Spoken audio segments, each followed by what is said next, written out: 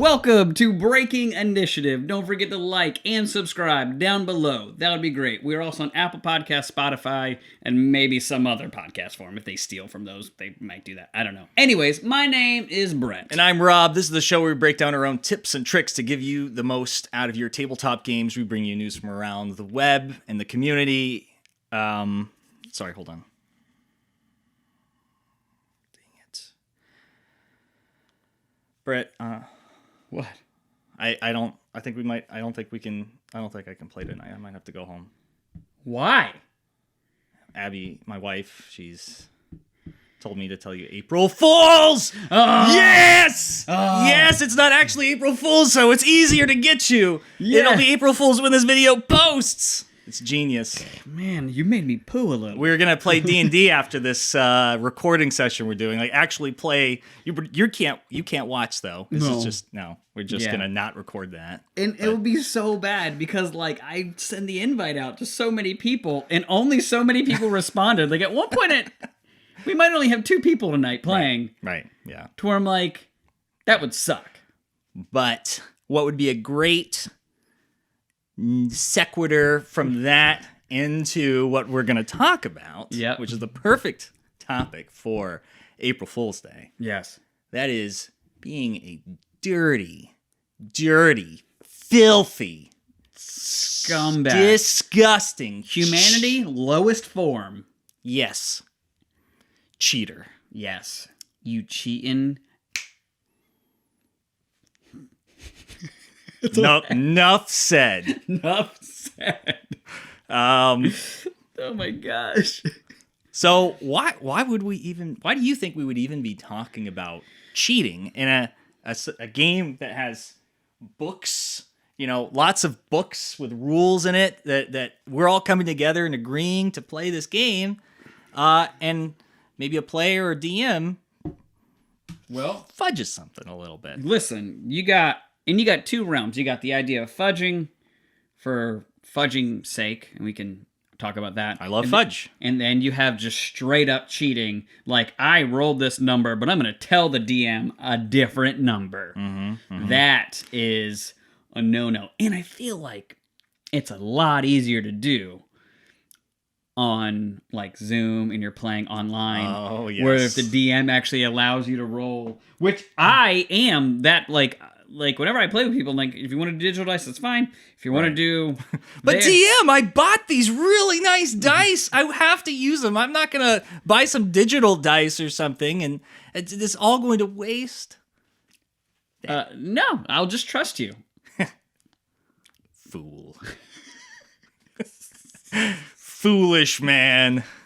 Yeah, well, I just figured integrity, that's why we're all here. We're friends and there's integrity. Right. But it's not the case, always. Right. So I've had the pleasure and misfortune. But that's kind of a different thing. You've had the pleasure and... Disdain. There we go. Of playing public games where we sort of welcome anybody in, both as a player and as a DM. Have you been a victim of? You are a victim of cheating the most when you're a player and you're not cheating, and there's someone else at the table that is cheating. So I think the thing that we should talk about first is what not to do, instead of coming right out of the gate with... You scumbag. Yes, think about that.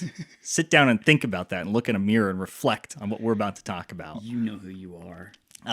There are wrong times to cheat, which implies we're going to talk about some right times to cheat, which is weird, but we're going to get back to that. Right. Yes. So you sit down at a table with a bunch of strangers, right? And it's a pickup game where we just needed enough people to start a game, right? You said pickup game, and immediately I thought of basketball. I'm like, yo, man, I got next. Right. Well, I got downs, yo. It's kind of the same thing, right? Because sports ball. That's to help the people that are like, we don't deal with sports, Brett. Sorry.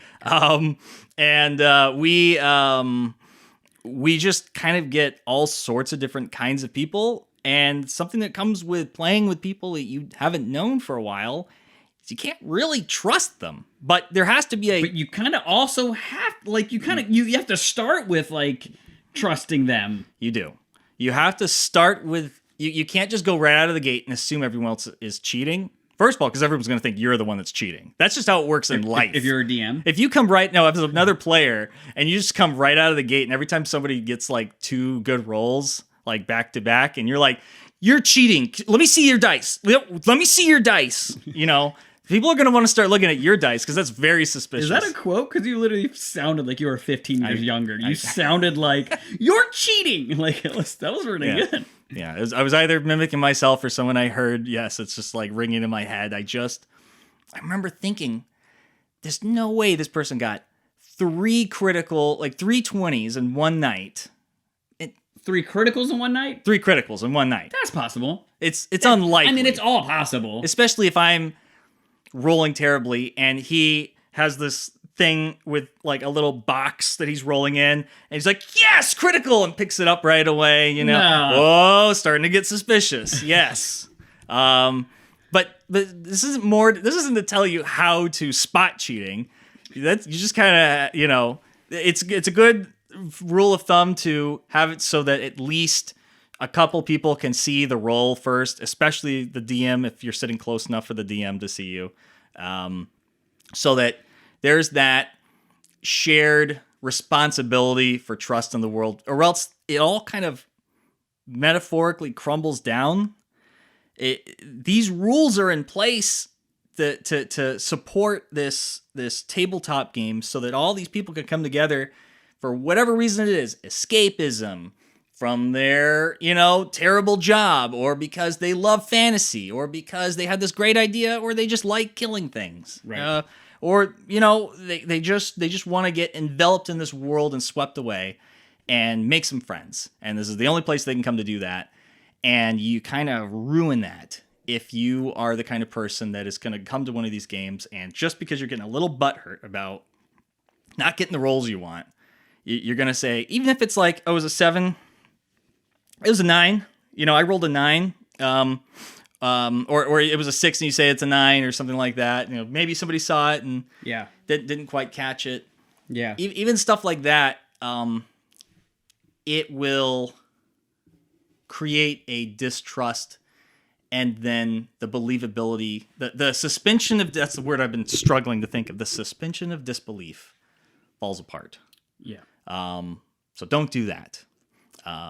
Well, and also what you wound up doing is you then can't stop. Once you cheated once, and then you don't stop. Right. And then it grows and it festers inside of you. Now your whole next character, you're playing a warlock by a cheated demon. Because you just got to go along with it. Because it just takes over. And then you become them. And then you are Legion. Yeah. Next thing you know, you're signing a contract to some sort of patron. Right. Like something got mailed to you and it's like got blood letters that are dripping. D20.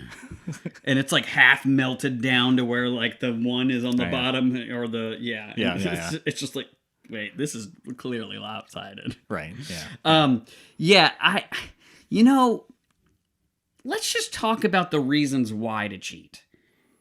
Like, I think we should like not the positive. No, not the positives. Okay. But like the reasons why like not to would be like, if you are that person, why are you coming there and cheating? Why are you doing? Oh, right. That's what I'm like, because I'm just trying to think like, if you are seeing Dungeons and Dragons as a cooperative but yet competitive game of I want to win, then there should be then I could see in your mind of like, well, I want to cheat. But if you're going there to create a story, which was what cooperative Dungeons and Dragons I feel as though should be, even though every table is somewhat distant. But I'm like, why? What? Like, go play a different game. I know why. Because these people, they watch like a movie or some anime or something where their hero, when he's in like these dire straits, he's the guy that they're rooting for that gets them out of it and succeeds. And to them, that is it's a power fantasy of being the person who saves everyone, themselves, the situation, Even in the story, you're winning the story. Then you're not winning. Like, it's not about winning the battles anymore. It's about, I want this character. I didn't make this character so he would be some doofus who falls on his face for the second time trying to climb up that damn wall. Okay, but here's the problem with that. All right. Most likely, if you play at a D&D, you play at a table, you are going to have your night. There is going to be a night where you are going to get hot. The thing where that grows suspicion is now all of a sudden, every night, this person is hot. Like, or this person does the saving thing.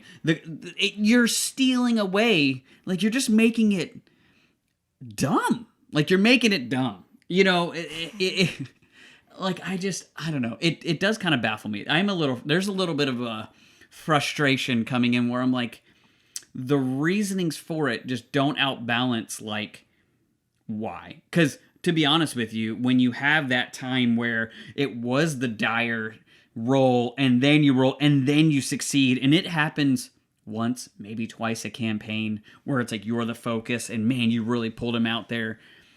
That's such an amazing feeling when that happens because of the roll. That's like the touchdown in football. That's, you know, the game-winning shot in basketball. That's the home run in the bottom of the ninth. Without the deflated football.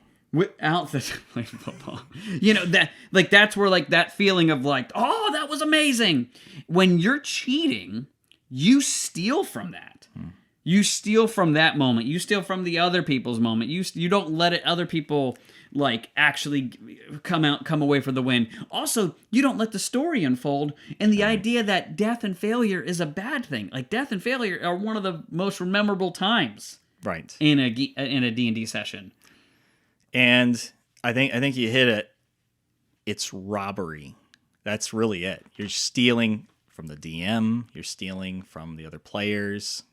And I mean, I'd suggest going back and watching that Spotlight video we made a while back. Yeah. That would be a good one if you're having trouble, like, trying to cope with it. Like, but if nobody finds out, then it's real. Then everybody believes that I did all those things. Then you're stealing from yourself. Yes, exactly. And then you're stealing from, like, to where you're not letting it actually manifest naturally, to where that's the winning part of D&D. That's the cool feeling of D&D, where I would say that is the best part of one of the best parts of Dungeons and Dragons. Yes.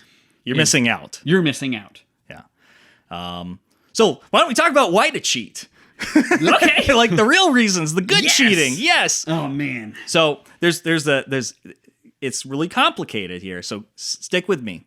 Yes. It's a very dynamic topic. Right. So there's this Venn diagram of when it's okay to cheat. But imagine the Venn diagram completely separated, and really it's just two circles that don't overlap. Player and DM. Where player is don't cheat. DM is, it's not cheating, it's fudging. Yeah. So why else would we have a screen, right? Well, Matt Mercer's great at it, where he does not. Like, there's no fudging. I believe it. He's like, nope, you rolled crappy. You guys are rolling crappy all the time. They roll crappy so bad all the time. Everybody does. Sometimes he's rolling bad. Sometimes he's not rolling bad. I have been known to go into a combat and realize, like, oh, they just came out of a okay combat and they just wiped the floor with them. Now I'm going to this next combat. I'm going to make one of these guys more of a boss because they're just wiped. They're not having fun. My own players are not having fun. I'm going to bump up their HP a little bit. Hit points is the easiest one to do because there's a range. Yeah. It's hidden, built in. That I wouldn't even say that's even not even fudging, or that's just kind of reading the room and going like, oh, these guys are falling asleep, slicing through goblins. I'm like, okay, well, guess what? Now there's a hobgoblin that's more intelligent and a little more strategic. Like, so, and you did that on the fly. I don't know if that would really be cheating. And also to just bump up the HP. But I don't know about, like, saving throws and or actually, all right, guys, I'm gonna come out to you about this one. Last week, this exact campaign that we're playing in, I fudged numbers. There's some. You're not supposed to tell anybody. Well, I'm telling them. I want to stop you before you tell anybody. I'm not the gonna most important thing about doing this is to never tell anybody specifically what you fudged. I'm an open book. I'm an open book. I won't tell you specifically what it is, but there was only 2 people playing last week or 2 weeks ago, and it just, there's a certain part to where something was supposed to happen, and I was like, it just doesn't. It just didn't. Oh, that's not fudging. So that's just improv. That's just rolling with the punches, like putting things here, not putting things here, taking things out. One time I skipped half of a dungeon because I knew my party was getting bored with the dungeon, and I just moved the end of the dungeon to the next room. Yeah. I do that all the time. That's not cheating. That's just being a loose DM, I guess. But I think there's a golden rule of when to do it. Now we got the actual Venn diagram. What's the golden rule? It's not about making things harder. It's not about making things more challenging. It's not about making it something to where the you are benefiting either always the players or either always yourself. It should only be saved for making the game. Would fudging this roll make the game more interesting? And to only do that, here's the Venn diagram, when such a situation was something that came about unplanned, perhaps through the parties, like veering off course, investigating something you didn't have any preparation for, right. Especially if it's like they started instigating like some sort of, I always like to use the Thieves Guild because for some reason there's always a Thieves Guild.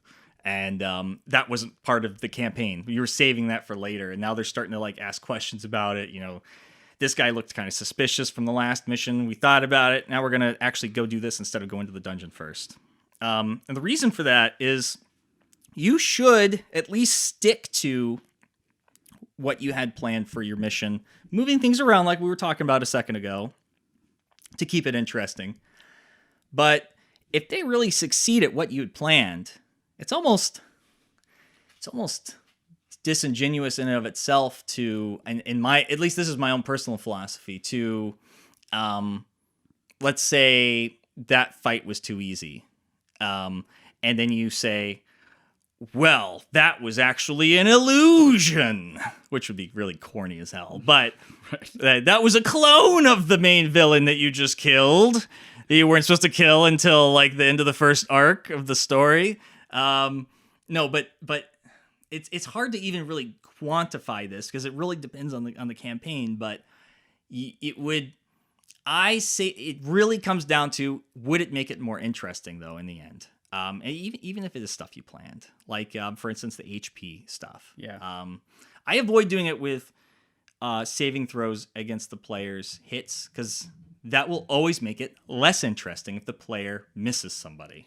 Yeah, I mean, you got to really watch out with that to where now it's like, now the players are just like, what are we even playing here? Right. You know, that can definitely come into play.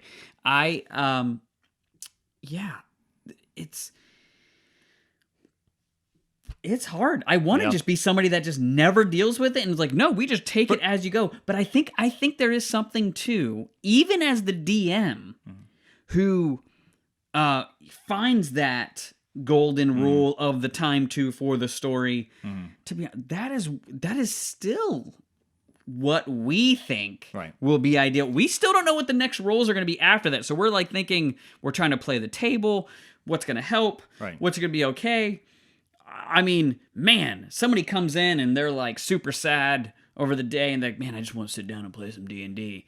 And man, it's really hard if they're actually starting to roll bad and like bad things are happening to them. Maybe you don't specifically fudge numbers, but maybe it's like, I don't know, you find something, or here's a little bit of a pick-me-up, buddy. But it's like, it would be so bad if they're also then rolling for like death saving throws and like, hey, you had a bad day at work and a bunch of stuff happened and you're super frustrated. You came in, just want to relieve a little bit of stress. Also, your character dies that you've been playing for 2 years. I feel like, man, can a DM do something about that? Right. And the video we did on like the death, like dealing with death and stuff, we talked about like there's that real temptation as a DM to just create some scenario that saves your character from death anyway, even though there was absolutely no way to possibly bring them back. But then they come back as like a different race and class. Just grabbing that out of thin air. That didn't happen to me specifically. Where that you get to keep your character, but like there's something was thrown in. I'm getting off on a tangent. Yeah. That's more of a specific scenario. Right.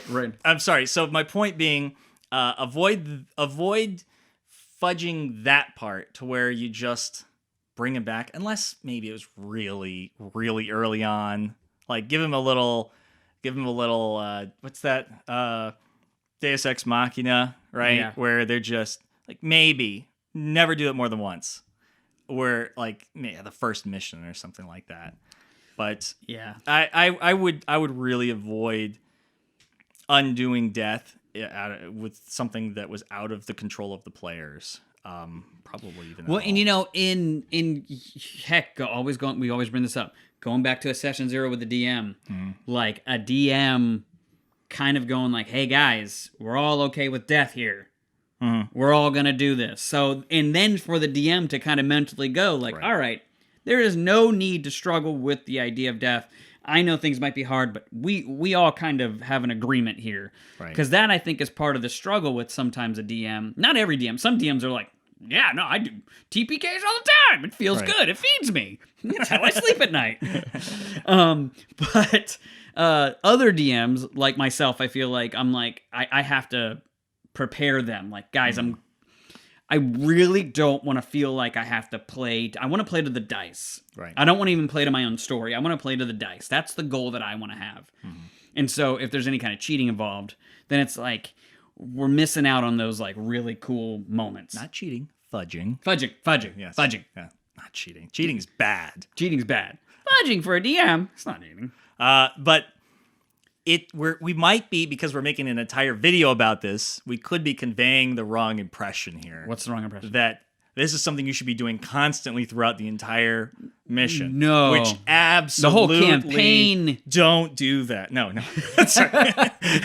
I mean, the whole campaign, if it winds up coming out to where you had to do it throughout the campaign, you should be able to, towards the end of it, I would say, go back to where it's like, yeah, there were 2 parts where I had to fudge, or there's 2 parts that I kind of, but it shouldn't be something where like, oh no, the whole night I was right, and not more interesting for yourself, more interesting for the party, particularly. Like, don't fudge, for instance, making somebody a little tougher, right? That's one thing, but if there was like, let's say, a situation like you want the ship to sink, right? You have to. The ship has to sink because I built a whole underwater cavern. They have to get down in the underwater cavern of the Kraken, right? Or else they're gonna make it to shore safely and, I don't know, shop for the rest of the mission. And then I've got to think of a new way to drag them in there, right? You kind of have to give them some sort of chance. I did that. I wanted them to be shipwrecked on the first mission. You're right. They go to the new world and become shipwrecked. But we played out everything leading up to that point, so it felt like I was robbing them of their player agency if I wasn't going to let them play that out. There was a mutiny on the ship, blah, blah, blah. That was their first encounter, which is great because they're stuck on that ship. They got to fight. What a great way to funnel them into their first encounter. That was great. All that went swell. Then there was supposed to be a sea monster that breaks the ship apart so they can all wash up on shore unconscious inexplicably. Yeah. This one guy, he just kept rolling so good. He was rolling good, or was he cheating? I kept telling him, okay, he's like, I want to climb up the mast. I'm like, okay, make an acrobatics thing, because you're gonna have to hop between a few things to get up there fast enough while this thing's falling. And he succeeds. I'm like, well, so now it's all coming down, and it's pulling you in. You know, like you saw the movie Titanic, right? You know, it's all that, the weight of the ship is going to pull you under now. You got to make an athletics check to outswim. I rolled a natural 20. Oh, okay. So you're swimming, and you're swimming, and you're swimming, and you get exhausted and fall unconscious from swimming.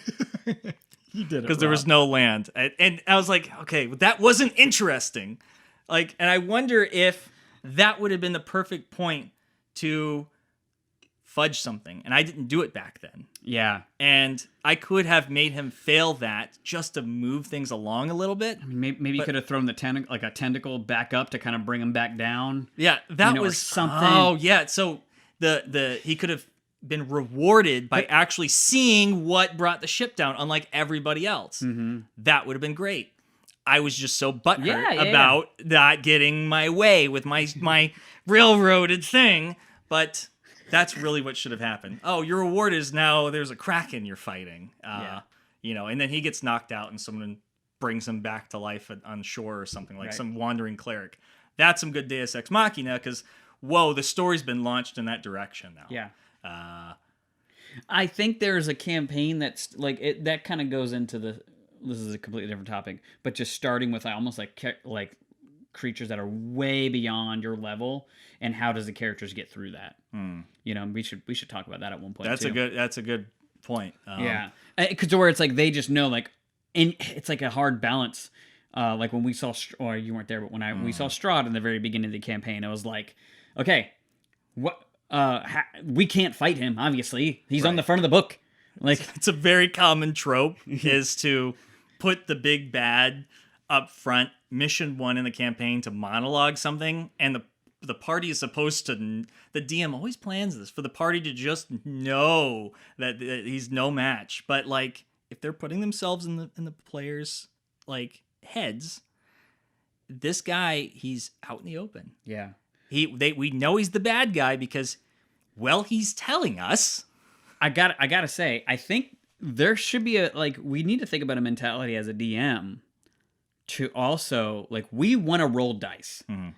Sometimes that bites us in the butt because we want to roll dice, but to create a story. But the thing is, we want the dice to roll what we want them to roll, and maybe we need to think about what are certain situations where we actually, and we won't talk about this now, where we don't bring that problem to us, where there are just things that, hey, that just happened to you. That happened to you. Like, just nothing you can do too much about that, or and vice versa. Like, for a character, like, hey, a character, you just succeed because you're this kind of character. You don't need to worry about rolling. I can see that. The failure, yes, rare situations.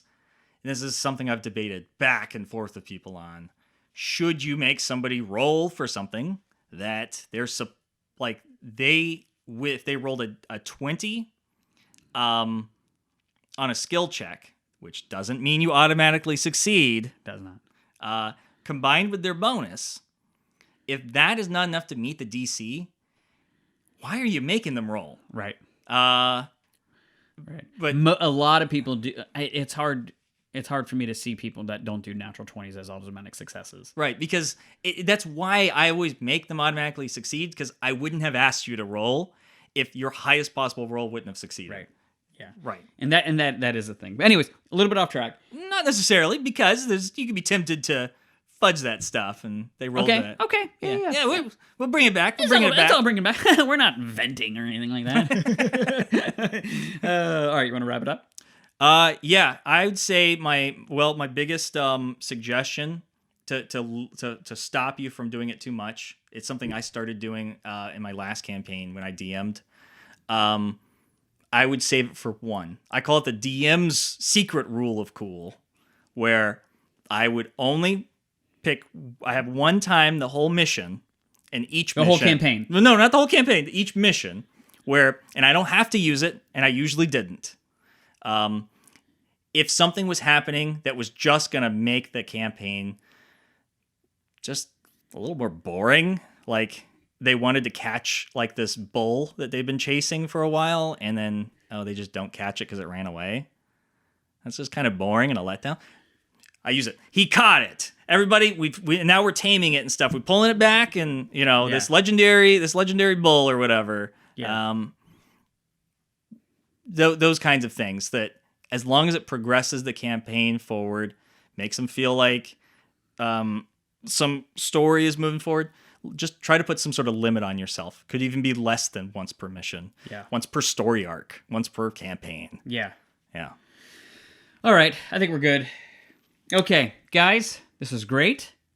Comment down below. Give us some questions. If you guys have any ideas for us, videos for us just to banter about, we'll like it. Yeah. See you in the next one. Yep. Don't downvote this because you hate cheating. Please. Goodbye.